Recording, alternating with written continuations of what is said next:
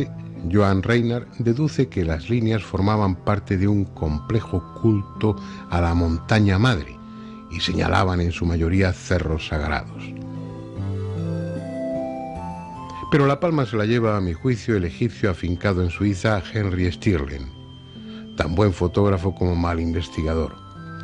En un extenso trabajo publicado en 1983, pretende convencer al lector de que pistas y líneas estaban hechas para extender en ellas los larguísimos hilos que servían de urdimbre para tejer los mantos con que luego envolvían a sus momias. Y así podríamos seguir durante horas, porque sobre los geoglifos de Nazca se ha escrito mucho, aunque con desigual fortuna.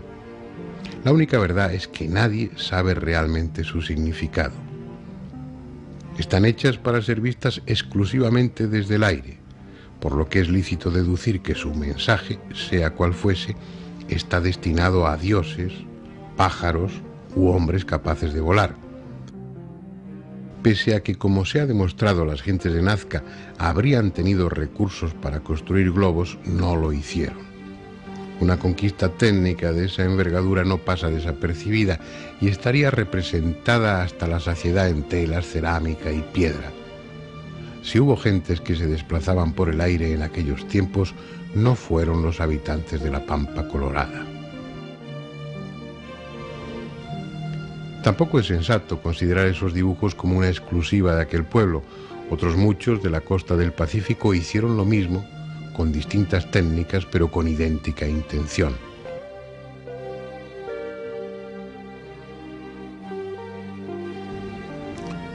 No muy lejos está el mal llamado Candelabro de los Andes, en una ladera de la costa, en la punta Pejerrey, visible desde el mar y desde el aire. Es como el emblema de una cultura, una especie de estandarte que marcase los dominios de un imperio ya olvidado.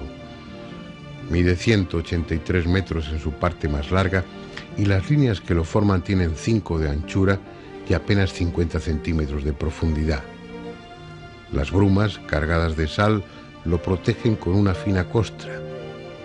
Y como nunca llueve intensamente, puede llevar ahí 1000 años o 10.000. Pero aunque no sea candelabro ni esté en los Andes, parece innegable que guarda relación con las vecinas pistas de Nazca. Quizá la clave se encuentre oculta en los extraordinarios mantos de Paracas, otra cultura de la misma zona, en esos tejidos de medidas descomunales realizados con una técnica hoy imposible. Hay representada toda una mitología indescifrada en la que abundan extraños seres voladores. Habrá que hablar de esa cultura, de esos mantos y de las extrañas criaturas en ellos representadas, pero no en esta ocasión.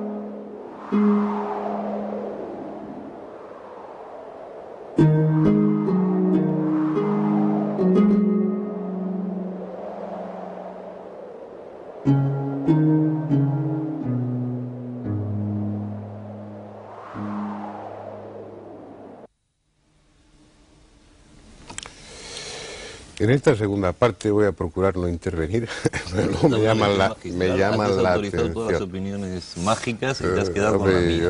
Debéis entender, y también ruego a los espectadores que lo entiendan, que uno tiene temas ante los que está especialmente sensibilizado. Las pirámides y la cultura maya, son dos cosas que te fascinan. Sí, en este caso, pues también las pistas de Nazca. No todo Sudamérica en general. Me interesa mucho, pero voy a callarme, aunque digáis cosas con las que no esté de acuerdo, bueno, los protagonistas sois vosotros. Ocurre una cuestión, ¿no? Que cuando no se logra dar una explicación satisfactoria o lógico a algo, se generan pues innumerables leyendas y mitos, ¿no? Y en este caso pues también se han generado. Se cuentan en los colegios, ¿no? En los institutos, hay unas leyendas, por ejemplo, las más graciosas hacen pues referencia a que se tratan de pistas de aterrizaje, pero aún hay otra que abunda más al respecto. Lo relaciona con un candelabro de Paracas, supongo que no sé si habéis oído hablar de él. También son unas líneas y Paracas, el candelabro, es un tridente que está aproximadamente a unos 200 kilómetros de las pistas de Nazca. Y la leyenda dice que el tridente era un aviso para que los ovnis que llegaban al Perú, para que desaceleraran, para que aminoraran su velocidad y así pues tenían como orientación para aterrizar ya fácilmente en las pistas de Nazca. Pues es una leyenda pues que de alguna manera se explica en los colegios y la gente, pues los alumnos lo toman a bien, ¿no?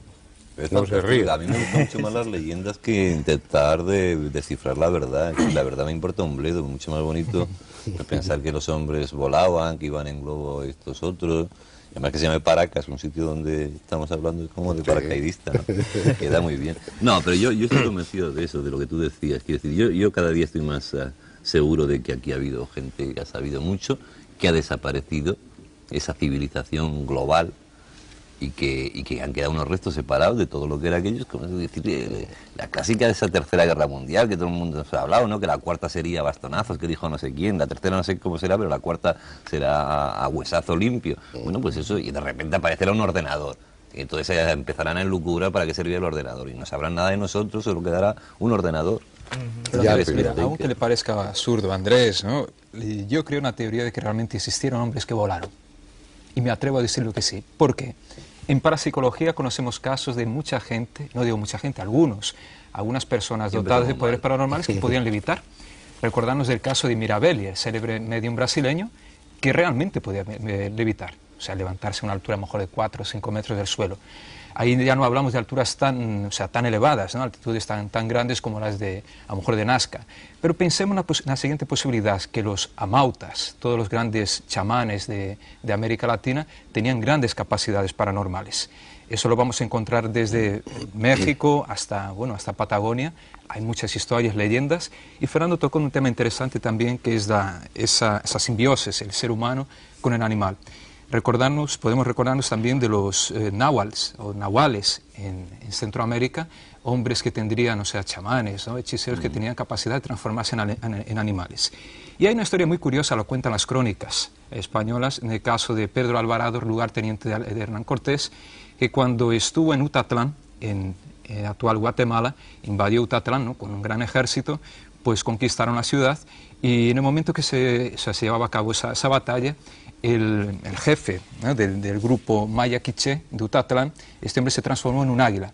Entonces, en un águila sobrevolando la región de la batalla, y Alvarado cuenta, ¿no? Se reza la crónica, coge una lanza y la echa, ¿no? contra este águila.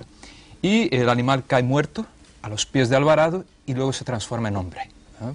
Una leyenda, o realmente tendrían capacidad de transformarse estos hombres pero digamos que estos son lo que cuenta. Digamos, en Perú también tenemos el hombre famoso, el mito del hombre jaguar, ¿no? Que se podían transformar en jaguares los hombres. Y el hombre lobo. Pero digamos que eso sea realmente un aspecto más fantasioso de la historia. Digamos que estos hombres realmente podrían volar, pero por capacidades paranormales. Podían desarrollarlas a tal punto de que podrían levitar a una altitud realmente considerable, a tal punto de orientar la fabricación o por lo menos el dibujo de estas líneas. Pensemos en esa posibilidad. Yo creo que no es tan descabida, tan descabellada. Si realmente en pleno siglo XX se han registrado casos de levitaciones, ¿por qué no en el pasado? Y personas, digamos, con unas capacidades mentales, rituales, capaces de inducir a estados de trance y también digamos, a un estadio paranormal capaz de levitar, ¿no? Producir este efecto. A mí me parece curioso porque Andrés, por ejemplo, no ha estado allí. Pero recuérdame que luego te pongo un tratamiento. Si estuviese Andrés, realmente iba a llevarse una impresión. Yo creo que te fascinaría el lugar. Pero si a mí me fascina, pero una cosa es que me fascina y otra cosa es que... Si yo no tengo ninguna explicación, cuidado, yo no es que nunca, jamás tenía explicaciones para nada. Lo que quiero decir a la audiencia es que si pueden realmente, vayan a Nazca, vayan a Perú, porque mucho más allá de explicaciones, además van a sentir cosas curiosas. Claro, lo digo, pero si seguramente son lugares mágicos y míticos y todas las esdrújulas que quieras poner. Hay que imaginarse un desierto, además ahora bastante afectado por todo tipo de crisis económicas y demás, y la impresión que da en los dibujos que nunca pueden ser vistos desde el suelo, la impresión que da esa gente que empleó años en hacer dibujos que jamás pudieron ver, que eso es muy curioso. No es lo mismo, la gente decía, bueno, es que uno va a la Catedral de Santiago y se impresiona también, por supuesto. Esto fue hace 2000 años y fueron creaciones trabajando cientos de personas probablemente que jamás pudieron ver. ¿Tú estás viendo aquí dibujos o has visto en el reportaje que dibujos? las catedrales hacían al final, el maestro hacía un pajarito pequeño en un sitio que nadie podía ver para que lo viera Dios nada más. Quiere decir Sí, que pero el te quiero decir religioso provoca... que igual sobrecoge aún más, Andrés, esta historia de en pleno desierto, en una de las zonas más áridas del mundo, estos dibujos, que sea la explicación que tengan. Es curioso toda esta ingeniería, toda esta obra, todo este esfuerzo de cientos de personas para obras que ellos jamás pudieron contemplar, porque solo podemos contemplarlo desde una moderna avioneta. Exacto. Eso ya es un misterio. ¿Por qué toda una cultura misteriosa en un desierto y no otras hicieron esta obra de ingeniería tremenda? Porque otras hicieron otras obras de ingeniería tremendas, otras hicieron otras obras de ingeniería... Es decir, todo el globo terráqueo está lleno de obras de ingeniería tremenda que no nos podemos explicar. Ya no, pero el tema es buscar, Andrés, buscar ahora, explicación. ¿todo eso tiene un origen común? Pues seguramente, insisto, seguramente sí. Seguramente es una civilización anterior, la famosa Atlántida, que algún día hablamos aquí. Bueno, seguramente, o algo parecido a eso, no necesariamente. Pero claro, imaginarme yo el desierto ese. Si encima le añado a los chamanes levitando a 25 metros, todos así, puestos en los aires parados, todos mirando, un poquito más recto, un poquito... No es fácil. Mira, hay que ser, en este caso, muy concretos. No hablamos de fantasmas de aparición, hablamos de figuras en un desierto que cualquiera puede ver. Puede ir allí y verlas, no hablamos de algo tangible. Y lo más curioso es, aparte de esto que comento, que ellos no lo pudieron ver, es que están ahí prácticamente... ¿Qué se hacía hace 2000 años en el mundo? Comentadme un poco obras de este calibre en el mundo hace 2000 años. Hay diferentes obras, ¿no? Pero hablamos de una tecnología bastante avanzada. El problema es la distancia en el conocimiento. ¿No? Es decir, dentro de 1000 años, cuando se encuentren en Segovia, con esa obra magnífica, pues la gente dirá, bueno, ¿y qué tecnología tenían esto? Porque seguramente no sabrán nada de los romanos y se habrán perdido toda una civilización y todo lo demás. Es decir, lo que ocurre, investigar lo anterior, sin tener el conocimiento, sin tener la fuente, sin tener periódicos de la época, siempre se abre a la fantasía, a los mitos y todo lo demás. Y además me parece bien, y estoy a favor de eso, y me encanta que sea así, ¿no? Ahora, no necesariamente tengo que pensar en el... ¿Cómo se llama este? ¿Cómo lo llaman? ¿Cómo lo llaman? El astronauta y sus séquitos saludando brazo en alto al personal. Pero el planteamiento es muy simple, Andrés. Es partir de una realidad que observas ahí, a la que tienes que buscar una explicación, que tal vez no encuentres. Pero como sugiere Pablo, pues hay que recurrir a todas las hipótesis posibles y considerarlas. Lo primero que uno hace cuando investiga estos temas es descartar o ver si son descartables las hipótesis convencionales, las normales. Lo primero que se pensó, bueno, que podrían ser canales de riego. Inmediatamente se vio que eso no era posible porque tienen apenas unos centímetros y no tiene ningún sentido aquello. El trabajo de los investigadores, de los especuladores en este caso, y especular también es muy lícito, claro. Es eso, es tratar de imaginar para que no sabemos, ninguna de las conclusiones que se saquen aquí pues van a ser válidas, pero sí estamos aquí para dar hipótesis. Yo creo que hay un hecho fundamental que crea gran confusión, ¿no? El hecho es de que nos encontramos, cuando viajamos al Perú, y pues vamos a conocer a los indígenas que se supone que son descendientes de los incas, gente que no sabe nada, gente